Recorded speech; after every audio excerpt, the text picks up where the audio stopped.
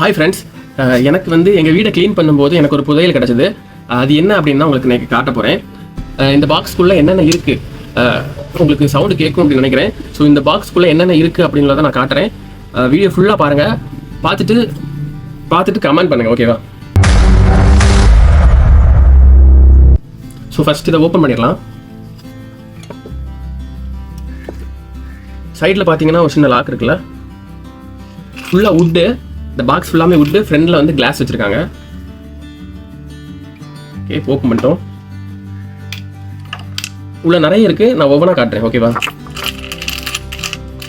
Okay, நான் வந்து ரொம்ப என்ன அப்படின்னு இது பண்ணல. எல்லாமே காயின்ஸ் தான். எல்லாமே இப்போ இந்தியாவில் வந்து செல்லுபடி ஆகாத ஒரு காயின்ஸ், எந்த ஒரு மதிப்பும் இல்லாத ஒரு காயின். பட் எனக்கு அது ரொம்ப வேல்யூவாக தெரியுது. இதில் ஃபஸ்ட்டு நம்ம பார்க்க போகிற காயின் என்ன அப்படின்னா 1945 தயாரித்த ஒரு காயின். அந்த டைமில் க்ரியேட் பண்ண காயின். ஸோ இந்த காயின் வந்து இந்த வேல்யூ என்ன அப்படின்னா 1 பைசா, 1 பீஸ் அப்படின்னு போட்டிருக்கு. 1 பைஸ் அப்படி போட்டிருக்கு. அப்படின்னா 1 ரூபா, இதில் 100 காயின் சேர்ந்தால் தான் 1 ரூபா. இப்போ நம்ம பயன்படுத்துகிற 1 ரூபா வந்து இதோட 100, இதை மாதிரி ஒரு 100 காயின் இருந்தால் தான் இப்போ நம்ம பயன்படுத்துகிற அந்த ஒரு 1 ரூபா கிடைக்கும். ஸோ பார்த்தீங்கன்னா நடுவில் ஓட்டையெல்லாம் போட்டு அதோடைய டிசைன் பாருங்கள். அதே மாதிரி இதில் இன்னொரு விஷயம் இருக்குது, அதில் ஒரு கிரீடம் இருக்குது பார்த்தீங்களா? ஸோ அது வந்து அந்த கிங்கோட கிரீடம். ஸோ ஏன்னா 1945 வந்து நமக்கு சுதந்திரமே கிடைக்கல. அதுக்கு முன்னாடி வந்து பிரிட்டிஷ் தான் நம்மளை வந்து ஆட்சி பண்ணிட்டு இருந்தாங்க. ஸோ அவங்க வெளியிட்ட ஒரு நாணயம். செகண்டு, எனக்கு ரொம்ப பிடிச்ச காயின் பாருங்க. இதுவும் இந்தியாவில் உள்ள ஒரு காயின் தான். ஒரு அரசரோட படம் போட்டிருக்கு. அவர் பேர் வந்து George 6th king emperor. George 6 king emperor. இது ஏன் எனக்கு ரொம்ப பிடிச்சது அப்படின்னா 1947, அதாவது நம்ம சுதந்திரம் கிடைக்கும் போது இந்த காயின் வந்து வெளியிட்டிருக்காங்க. ஆனால் சுதந்திரத்துக்கு முன்னாடி, அதாவது August 15th 1947க்கு முன்னாடி வெளியிட்ட ஒரு காயின். அதுக்கப்புறம் நமக்கு சுதந்திரம் கிடைச்சிருச்சு. ஸோ அதுக்கப்புறமா வந்து பிரிட்டிஷ் எந்த ஒரு காயினும் வெளியிட்டிருக்க மாட்டாங்க. ஸோ அதுக்கு முன்னாடி வெளியிட்ட ஒரு காயின், நல்ல பெரிய காயின். இதோட வேல்யூ வந்து 1 ரூபி, 1 ரூபா. ஸோ 1947 1 ரூபாங்கிறது கன்ஃபார்மாக பெரிய விஷயமா இருக்கும். முன்னாடி காட்டினேன், இதோட 100 காயின் சேர்ந்தா தான் இந்த ஒரு காயின். 1 ரூபா 1947 ரொம்ப பெரிய விஷயமா தான் இருந்திருக்கும் அப்படின்னு நினைக்கிறேன். ஏன்னா ரொம்ப திக்காக இருக்குது. இப்போ இருக்கிற 10 ரூபாவோட ரொம்ப திக்காக, ரொம்ப பெரிய காயினாக இருக்குது. ஸோ நெக்ஸ்ட் இதே மாதிரி அதே தான் ஜார்ஜ் 6 கிங், அவர் தான். பட் அது ஷேப் பார்த்தீங்களா ஒரு மாதிரி. இது வந்து 1 அணா, 1 அணான்னு போட்டிருக்கு. 1 அணானா என்னன்னு தெரியல. பட் அந்த பாட்டு நான் கேள்விப்பட்டிருக்கேன். 4 8 1 2 அப்படின்னு ஏதோ பாட்டு ஏதோ வரும். ஸோ அந்த காயின். ஆனால் இந்த காயினில் தமிழில் எதுவுமே நேம் எழுதலை. மற்ற லாங்குவேஜஸ் எல்லாம் இருக்குது. ஒரு 4 லாங்குவேஜ் இருக்குது, ஆனால் தமிழ் இல்லை. ஸோ 1 அணா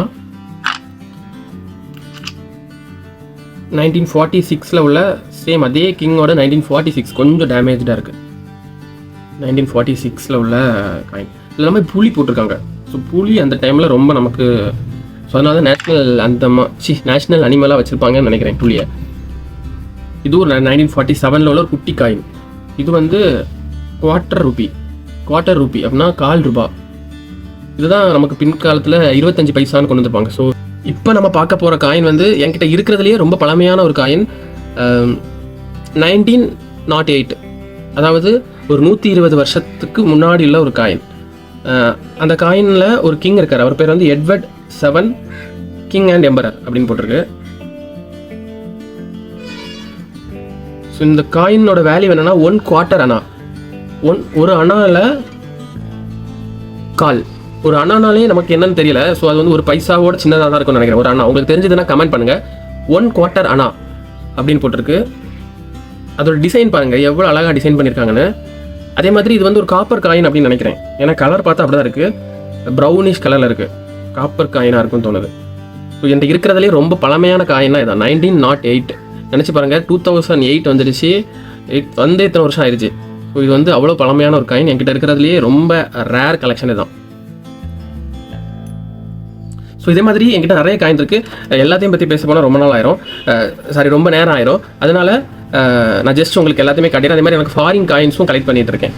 ஸோ அதை வந்து உங்கள்கிட்ட காட்டிடுறேன்.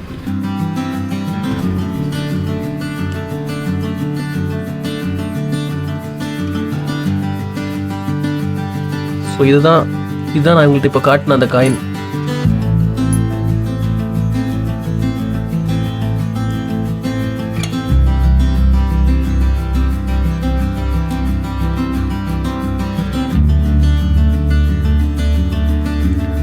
ஸோ நிறைய காயின்ஸ் டேமேஜ் ஆயிடுச்சு. ஸோ அது மட்டும் இல்லாமல் நிறைய ஃபாரின் காயின்ஸ் இருக்குது.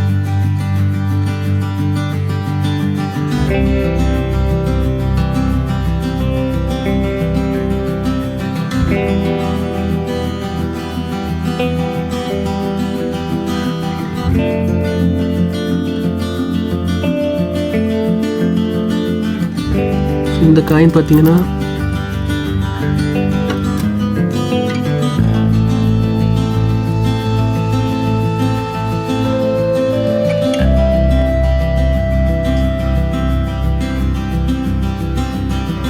காயின்ஸ் எல்லாம் பார்த்துருப்பீங்க. நான் ரொம்ப நாளாகவே நினச்சிட்டே இருந்தேன் உங்ககிட்ட அதை ஷேர் பண்ணணும் அப்படின்னு. ஆக்சுவலாக என்னென்னா எனக்கு இந்த காயின்ஸ் எல்லாமே எங்கள் வீட்டில் இருந்தால் கிடச்சிது. ஆனால் இப்போ கிடைக்கல, ரொம்ப நாள் முன்னாடி கிடச்சிது. நான் வந்து 8th 7th படிக்கும்போது கிடச்சிது. ஸோ அப்போத்துலேருந்தே நானும் ஸ்டார்ட் பண்ணிட்டேன். எனக்கு கொஞ்சம் காயின்ஸ் இருந்துச்சு. இதில் இந்த இந்தியாவில் இருக்கிற பழமையான காயின்ஸ் ஃபஸ்ட்டு பார்த்தோம்ல. ஸோ இந்த காயின்ஸ் எல்லாமே எனக்கு இங்கே வீட்டில் இருந்து கிடச்சது தான். அதுக்கப்புறமா நான் வந்து இந்த ஃபாரின் காயின்ஸ், அதுக்கப்புறமா ஒரு சில இந்தியன் காயின்ஸ் வந்து எனக்கு நான் அதுக்கப்புறம் கலெக்ட் பண்ணது. இந்த ஃபாரின் காயின்ஸ் எல்லாமே நான் அதுக்கப்புறமா என்னோடய ஃப்ரெண்ட்ஸு, என்னோடய ரிலேட்டிவ்ஸ், எனக்கு தெரிஞ்சவங்க, அவங்கக்கிட்டலாம் கேட்டு ஒன்று ஒன்றா கலெக்ட் பண்ணது. ஸோ இப்போத்தே கலெக்ட் பண்ணிட்டு இருக்கேன். நீங்களும் இந்த மாதிரி ஏதாவது கலெக்ட் பண்ணிட்டு இருந்தீங்க அப்படின்னா கமெண்ட்டில் சொல்லுங்கள். ஏதாவது காயின்ஸ் உங்ககிட்ட 1 2 அப்படி இருக்குது, இல்லை உங்கள்கிட்ட சில காயின்ஸ் வந்து 2 காயினாக இருக்கலாம்ல. ஸோ அந்த காயின்ஸ் இருந்துச்சுன்னா என்கிட்ட கொடுங்க. ஸோ வீடியோ பிடிச்சிருந்துச்சுன்னா லைக் பண்ணுங்கள். சேனலை சப்ஸ்கிரைப் பண்ணலன்னா சப்ஸ்கிரைப் பண்ணிடுங்க. அப்படியே உங்கள் ஃப்ரெண்ட்ஸ்க்கெல்லாம் ஷேர் பண்ணுங்கள். ரெகுலராக இந்த மாதிரி குட்டி குட்டியாக அப்படி ஸ்டார்ட் பண்ணி நிறைய vlogs போடலாம் அப்படின்னு ஆசை. சப்போர்ட் பண்ணிட்டே இருங்க.